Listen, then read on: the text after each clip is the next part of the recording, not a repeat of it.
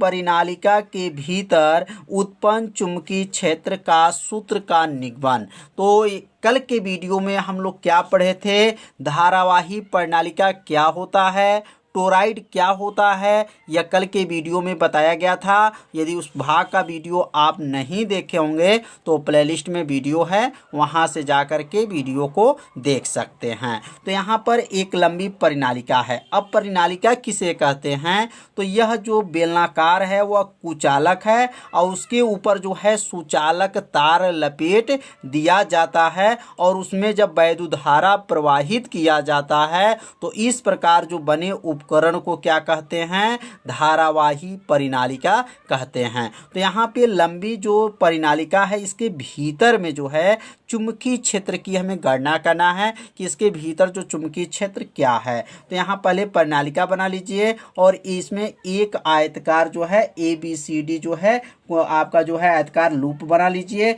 अब बनाने के बाद से पहले यहाँ माना लिखेंगे। अब माना लिखने के बाद से एक एक सूत्र को हम एक एक लाइन को जो है सूत्र को बताया जाएगा और आप सभी विद्यार्थी इस सूत्र को अपने कॉपी में नोट करते चलिएगा। तो पहले चित्र को बना लीजिए, उसके बाद से यहाँ लिखेंगे माना। माना कि उस परिनालिका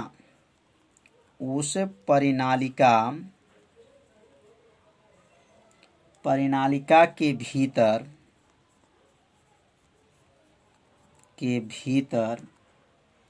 एक आयताकार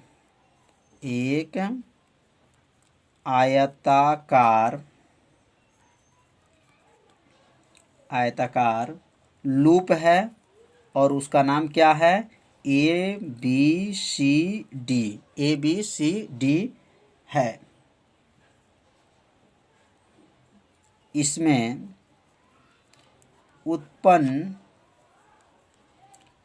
उत्पन्न चुंबकीय क्षेत्र क्या है, तो चुंबकीय क्षेत्र B है। तो के नीचे क्या लिखेंगे, कामा देंगे। तो इतना जो है पहले माना में अपने कॉपी में पहले नोट कर लीजिए। अब यहाँ पे जो है थोड़ा सा ध्यान देंगे, जैसे यहाँ समाकलन लिखेंगे और यह जो आयतकार है इसका नाम क्या था, A B और क्या था C और क्या था D था और यहाँ लिखेंगे वेक्टर B DL। अब इसका मान निकालेंगे। अब इसका मान कैसे निकालेंगे, बहुत आसान है। जो यहाँ समाकलन जो किया जाएगा और ये किसका नियम है, तो एम्पियर का परिपथी नियम है। तो अब इसका प्रसार जब करेंगे तो प्रसार कैसे होगा, अब यहाँ समाकलन बना लेंगे और समाकलन बनाने के बाद से पहले पहले हम क्या चलेंगे, AB। तो AB चलेंगे और यहाँ क्या लिखेंगे, वेक्टर B और यहाँ लिखेंगे DL। तो AB हो गया प्लस फिर समाकलन बनाएंगे, AB के बाद से क्या चलेंगे, BC। क्या लिखेंगे, BC और यहाँ लिखेंगे वेक्टर B और यहाँ लिखेंगे DL। BC हो गया प्लस करेंगे, समाकलन करेंगे और यहाँ से क्या था, पहले AB था BC था, अब क्या हो जाएगा C और क्या बनेगा D और वेक्टर B और क्या बनेगा DL प्लस हो जाएगा। तो समझ में आ रहा होगा ये प्रसार कैसे किया जा रहा है। पुनः जो है समाकलन लिखेंगे और लास्ट में क्या लिखेंगे, यहाँ पर क्या CD है तो अब क्या बनेगा यहाँ पर D और यहाँ क्या बनेगा A वेक्टर B और यहाँ लिखेंगे DL। तो यह जो है आज जो यहाँ आयतकार कुंडली बना था उसको हम लोग क्या किए हैं, सभी भुजाओं को क्या कर लिए, प्रसार कर लिए। पहले हमारा भुजा क्या है AB, उसके बाद BC CD DA। तो यह जो है प्रसार करने के बाद से अब अगला लाइन क्या बनेगा, तो अगला लाइन जो बनेगा तो यहाँ लिखेंगे समाकलन क्या था, AB यहाँ पे था। तो वेक्टर B इंटू DA मतलब सूत्र एक होता है, आप सभी विद्यार्थी पढ़े होंगे। Vector A into vector B का सूत्र होता है AB कास थीटा होता है। तो इसको A मान लें और इसको B मान लें तो क्या बनेगा, B DL कास क्या बनेगा, थीटा। तो अब यहाँ थीटा लिख लेंगे, प्लस ले हो जाएगा प्लस, फिर समाकलन लिखेंगे समाकलन और यहाँ लिखेंगे BC और ये भी सूत्र क्या बनेगा, B DL कास थीटा हो जाएगा पुनः जो है यहाँ पे लिखेंगे समाकलन, और यहाँ क्या लिखेंगे सी डी, और यहाँ लिखेंगे B D L cos theta हो जाएगा। प्लस कर लेंगे समाकलन, अब यहाँ क्या लिखेंगे आपका डी और ए, और यहाँ लिखेंगे B D L cos theta हो जाएगा। तो यह प्रसार जो हुआ है समझ में आ गया होगा। और बी डी एल कास कैसे हुआ है, क्योंकि यहाँ सूत्र अगर लिखना चाहेंगे तो यहाँ सूत्र लिख सकते हैं कि vector A into vector B का सूत्र क्या होता है, तो यह सूत्र होता है ए बी कास थीटा होता है।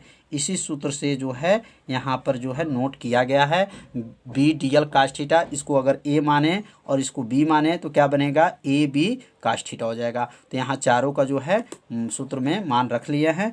अब यहाँ पर सूत्र को ध्यान देंगे। अब यहाँ थीटा मतलब ए बी के बीच में कितने कोण बना है, बी सी के बीच में कोण क्या बना है, सी डी के बीच में कोण क्या बना है, और डी ए के बीच में कोण क्या बना है। अब यहाँ कोण का जो है मान को यहाँ पे रख लेंगे, तो यहाँ बराबर करेंगे। तो अब अगला लाइन जो बनेगा समाकलन A B B D L कास। अब यहाँ पर ए बी के बीच में कितने अंश का कोण बना है, तो ए बी के बीच में जो है यहाँ पर 0 अंश का कोण बना है, प्लस हो जाएगा। और BC के बीच में क्या कोण बना है, तो BC के बीच में जो है 90 अंश का कोण बना है, और यहाँ लिखेंगे बी डी एल क्या है काश थीटा ही रहेगा, क्योंकि यह BC जो है यह बाहर है। तो बाहर है तो इसमें चुंबकीय क्षेत्र का मान क्या होता है, शून्य होता है। तो यहाँ चाहे तो B का मान शून्य रख सकते हैं। और यहाँ पे देखेंगे DA के बीच में कोण क्या बना है, तो 90 अंश का कोण बना है, क्योंकि DA देखेंगे न कितने अंश का कोण है, 90 अंश का कोण है। तो यहाँ थीटा बराबर 90 अंश रख लेंगे। अब यहाँ पे काश 0 अंश का मान क्या होता है, तो काश 0 का मान 1 होता है, काश 90 का मान 0 होता है, और यहाँ B का मान जो है शून्य रखेंगे, क्योंकि BC जो है वो कहाँ है, तो धारावाही प्रणालिका के क्या है, बाहर है। तो यहाँ B का मान जो है शून्य होगा, और काश 90 अंश का मान भी क्या होगा, 0 होगा। तो अब यहाँ नीचे लाइन नोट कर लेंगे, नीचे क्या बनेगा, तो यहाँ लिखेंगे समाकलन, और A B B D L हो जाएगा, और काश 0 अंश का मान क्या हो गया, 1 हो जाएगा, प्लस कर लेंगे, समाकलन करेंगे, और यहाँ लिखेंगे बी, यहाँ पे जो लिखेंगे यहाँ पर लिखेंगे बी, और यहाँ लिखेंगे सी, और यहाँ लिखेंगे बी डी एल काश 90 अंश का मान 0 होता है, प्लस हो गया, समाकलन कर लेंगे, और यहाँ लिखेंगे सी, और यहाँ लिखेंगे डी, और यहाँ बी डी एल जो था, तो बी का मान क्या हो जाएगा, बी का मान यहाँ 0 हो जाएगा गुणे, और यहाँ लिखेंगे डी एल, तो 0 गुणे डी एल। 0 क्यों लिखेंगे, क्योंकि यहाँ पे जो सी डी है, मतलब सी डी जो कहाँ पे है, तो धारावाही प्रणालिका के बाहर है, इसलिए जो है बी का मान 0 गुणे क्या हो जाएगा, डी एल, प्लस हो जाएगा, और यहाँ लिखेंगे क्या डी, और यहाँ क्या लिखेंगे ए, और यहाँ बी डी एल काश 90 अंश का मान क्या है, 0 हो जाएगा। तो यहाँ मान रखने के बाद क्या बनेगा, तो बराबर कर लेंगे, और बराबर करने के बाद से समाकलन क्या लिखेंगे ए बी, मतलब ए बी के बीच में क्या बनेगा, बी डी एल हो जाएगा, क्योंकि एक में गुणा करेंगे। अब प्लस ये क्या बनेगा, 0 होगा, प्लस ये भी क्या हो जाएगा, 0 होगा, और प्लस ये भी क्या हो जाएगा, 0 होगा, क्योंकि 0 में गुणा करेंगे शून्य, और ये भी जो है 0 है, क्योंकि बी का मान 0 है, ये भी शून्य हो गया, और ये भी क्या हो गया, शून्य। तो यह शून्य को क्या कर देंगे, छोड़ देंगे। छोड़ने के बाद से जो है अब यह बी को क्या करेंगे, बाहर कर लेंगे, और समाकलन क्या लिखेंगे यहाँ पर ए बी, और ए बी के बाद से लिखेंगे डी एल। तो अब चित्र में ध्यान देंगे, ए बी का मान इसमें क्या माना जाए, तो यहाँ पर ए बी का मान जो है आप लोग मान लीजिएगा, यहाँ से लेकर के इसकी लंबाई जो है यहाँ कैपिटल यल मान लीजिएगा। इसकी लंबाई क्या माने हैं, यल। तो यहाँ से जो ए बी के बीच की जो लंबाई है वह कितने के बराबर है, तो यहाँ पे इसकी लंबाई जो है यल के बराबर है। तो क्या बन गया, बी यल हो जाएगा। तो बी यल कैसे आया, क्योंकि डी एल मतलब लंबाई, किसके लंबाई, ए और बी के बीच की लंबाई क्या है, तो यल है, और ये कितने के बराबर हो गया, तो यहाँ लिखेंगे समाकलन क्या है, समाकलन क्या था, ए था, बी था, सी था, और डी था, और यहाँ वेक्टर बी, और यहाँ डी एल, और डी एल होने के बाद से इसको समीकरण क्या मान लेंगे, 1 मान लेंगे। मतलब इसका जो मान निकला है वह कितना निकला है, बी एल के बराबर निकला है। तो यह बन जाएगा समीकरण नंबर 1। तो समीकरण 1 कैसे बना है आप सभी विद्यार्थी समझ लिए होंगे। यदि आपको समझ में नहीं आया होगा तो वीडियो को एक बार और देखिएगा, जिससे आपको अच्छे से समझ में आ जाएगा। अब इसमें आगे बढ़ेंगे, संपूर्ण परिपथ में जब चलेंगे, संपूर्ण परिपथ में क्या होगा, तो यहाँ लिखेंगे संपूर्ण परिपथ में, समीकरण 1 बनने के बाद से लिखेंगे संपूर्ण परिपथ में। तो संपूर्ण परिपथ में एम्पियर का परिपथी नियम क्या होता है, तो यहाँ संपूर्ण परिपथ लिखने के बाद से लिखेंगे एम्पियर का परिपथी नियम। तो यहाँ लिख लेंगे एम्पियर का परिपथी नियम, परिपथीय नियम। तो एम्पियर का परिपथी नियम क्या बनेगा, तो संपूर्ण परिपथ में जो एम्पियर का परिपथी नियम बनेगा, यहाँ ए है, बी है, सी है और डी है। तो क्या बनेगा, वेक्टर बी और डी एल बराबर क्या सूत्र होता है, म्यू जीरो गुणे धारा होता है। तो ये धारा किसका होगा, मतलब यहाँ पर आई होता है, एम्पियर का परिपथी नियम क्या पढ़े हैं, म्यू जीरो गुणे आई होता है। तो यहाँ किसका धारा होगा, तो लिखेंगे आयत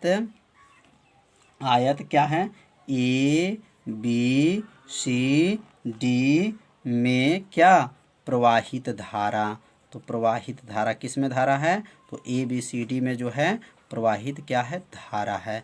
तो अब अगला लाइन जो बनेगा क्या बनेगा, म्यू जीरो हो जाएगा गुणे, तो धारा किससे प्रदर्शित करते हैं, आई है। तो उसमें फेरों की इसकी लंबाई क्या थी, तो उस आयतकार की लंबाई क्या थी, यल थी, और यहाँ पर फेरों की संख्या क्या है, एन है। तो यहाँ थोड़ा सा ध्यान देंगे, म्यू जीरो नोट करने के बाद से आयताकार जो ABCD में प्रवाहित धारा क्या है, तो धारा क्या है, आई है, और उसकी लंबाई क्या थी, यल थी, और फेरों की संख्या क्या थी, एन थी। तो इसमें पूरा का मान जो है लिखना पड़ेगा, क्योंकि आयतकार जो आयत ABCD के अंदर जो है प्रवाहित धारा में इसमें लंबाई यल है और उसमें फेरों की संख्या एन है, और ये म्यू जीरो को यहाँ पे क्या करेंगे, नोट कर लेंगे। और यहाँ पे क्या है, ABCD, और यहाँ पे जो है CD होने के बाद से लिखेंगे वेक्टर BDL है, और यह बन जाएगा समीकरण नंबर 2।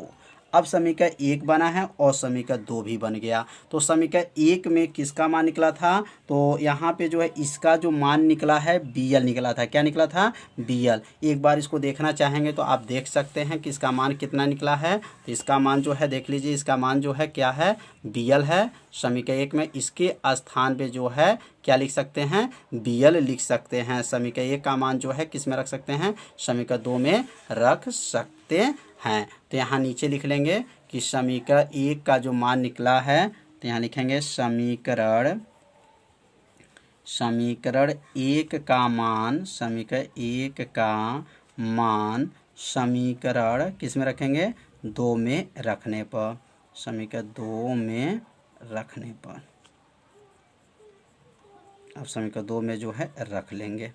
तो समीकरण 2 क्या है, तो देख लीजिए, और समीकरण 1 क्या है। तो इसके स्थान पे अब क्या लिखेंगे, तो इसके स्थान पे लिखेंगे BL बराबर क्या होगा, म्यू जीरो एन यल आई हो जाएगा। तो अब यहाँ पे किसको काट देंगे, यल से यल को क्या करेंगे, काट देंगे। अब यल जब कट जाएगा तो क्या बचेगा, B बराबर बचेगा, म्यू जीरो बचेगा, एन बचेगा, आई बचेगा। तो यह जो सूत्र आ गया किसका सूत्र है, चुंबकीय क्षेत्र का सूत्र आ गया। तो किस प्रणालिका में है, तो लंबी प्रणालिका के जो भीतर जो है चुंबकीय क्षेत्र का क्या है, यह व्यंजक है। तो नीचे लिखना चाहे तो लिख सकते हैं कि यह जो सूत्र आया है, यह सूत्र किसका है, तो लंबी प्रणालिका के भीतर, यहाँ लिख लेंगे लंबी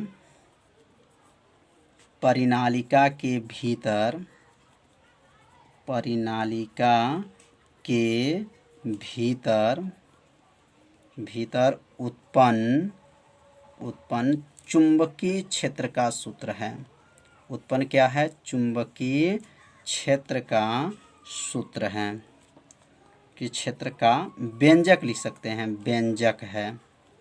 तो यहाँ नीचे एक लाइन भी लिख लीजिएगा, यही लंबी प्रणालिका के भीतर उत्पन्न चुंबकीय क्षेत्र का क्या है, व्यंजक है। तो समझ में आ गया होगा कि इसका जो सूत्र का जो निगमन किया गया है। तो अब यहाँ पे थोड़ा सा लंबी प्रणालिका के सिरे पे अगर पूछा जाए तो यहाँ लिखेंगे विशेष में, और विशेष में इसको भी आप लोग याद रखे रहिएगा, क्योंकि यह सूत्र का निगमन पढ़ना नहीं है, लेकिन न्यूमेरिकल जब हल करेंगे तो इस पे क्वेश्चन दिया गया है, तो इसको भी विशेष में याद रख लीजिएगा कि लंबी परिनालिका के भीतर, लंबी परिनालिका के भीतर, लंबी परिनालिका के भीतर नहीं रहेगा, लंबी परिनालिका के सिरे पर, क्योंकि यह भीतर का सूत्र है और यह क्या लिखेंगे अब, सिरे पर उत्पन्न चुंबकीय क्षेत्र, उत्पन्न क्या है, चुंबकीय क्षेत्र। तो लंबी परिनालिका के सिरे पर उत्पन्न चुंबकीय क्षेत्र का सूत्र क्या बनता है, तो इसका सूत्र है B बराबर होता है, B बराबर म्यू 0 होता है, N होता है, I होता है और बटा क्या होता है, 2 होता है। मतलब इसका आधा हो जाएगा। लंबी परिनालिका पे अगर सिरे पे पूछा जाएगा तो जो भीतर में है उस भीतर का जो मान आया है उसका क्या हो जाए, आधा जब हो जाता है तो कहाँ किसका माना जाता है, लंबी परिनालिका के सिरे पर जो है उत्पन्न चुंबकीय क्षेत्र का जो है यह व्यंजक बन जाता है। तो आज का पढ़ाई कैसा था, आप सभी विद्यार्थी जरूर कमेंट कीजिएगा, वीडियो को लाइक कीजिएगा, चैनल पर पहली बार आए होंगे तो चैनल को सब्सक्राइब और घंटी दबाना मत भूलिएगा।